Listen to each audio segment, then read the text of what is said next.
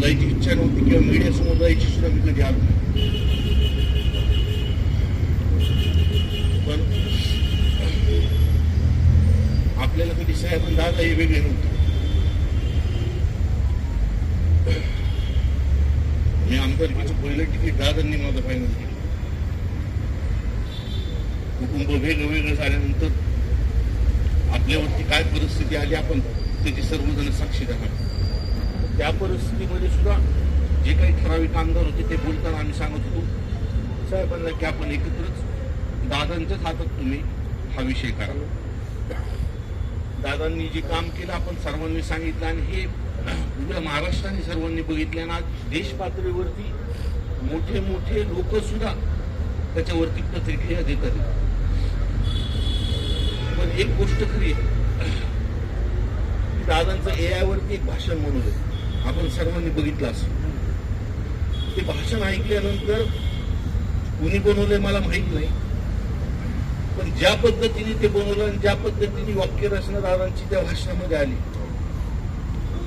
की मी राहिलो नाही राहिलो तरी महाराष्ट्र चालला पाहिजे.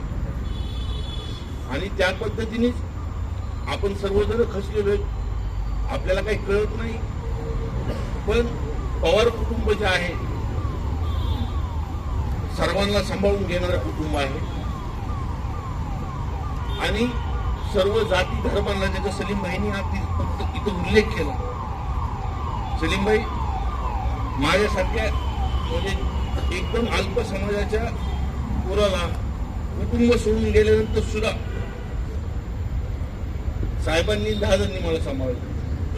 कोणत्याही अडीअडचणीमध्ये आता सुद्धा निवडून आल्यानंतर मला चांगलं आठवतं, मी ते बाहेरच्या मंत्रालयाचे अधिवेशन होतं, मला तिथं दादा भेटले. दादा म्हणले वारे पाठ्या म्हणले, सगळं घर तुझ्या विरोधात असताना सुद्धा तू निवडून आला.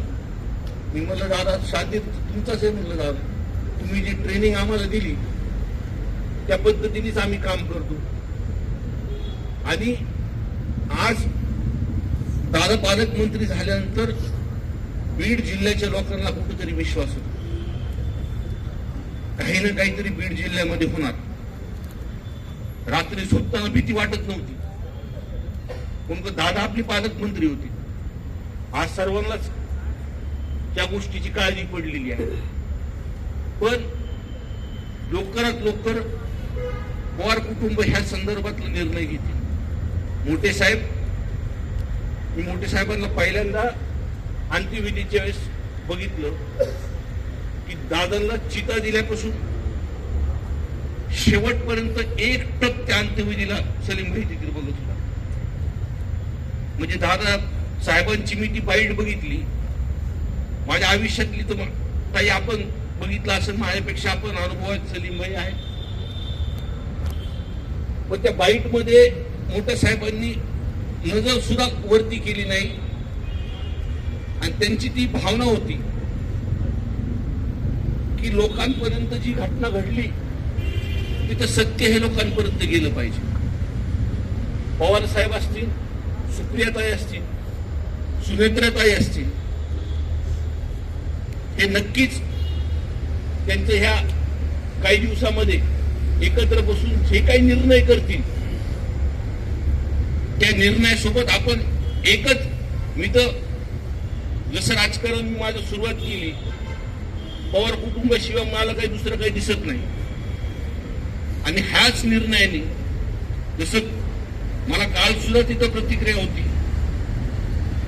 की बारामती नंतर सर्वात जास्त विष्णुभाई जर लोक आले असतील तर बीड जिल्ह्यातून लोक आले.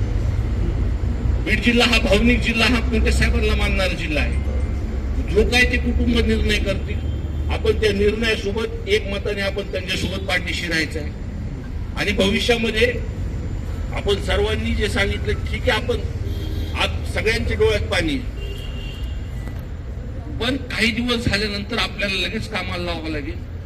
जी दादांची साहेबांची शिकवण आपल्याला दिलेली आहे ती कोणत्याही अडचण. पिंपरी चिंचवडची निवडणूक झाली, मी नंतर दादाकडे कामाने गेलो, मी डचकत गेलो की आपल्याला काही विषय तिथं विकासा संदर्भात बोलायचंय का नाही.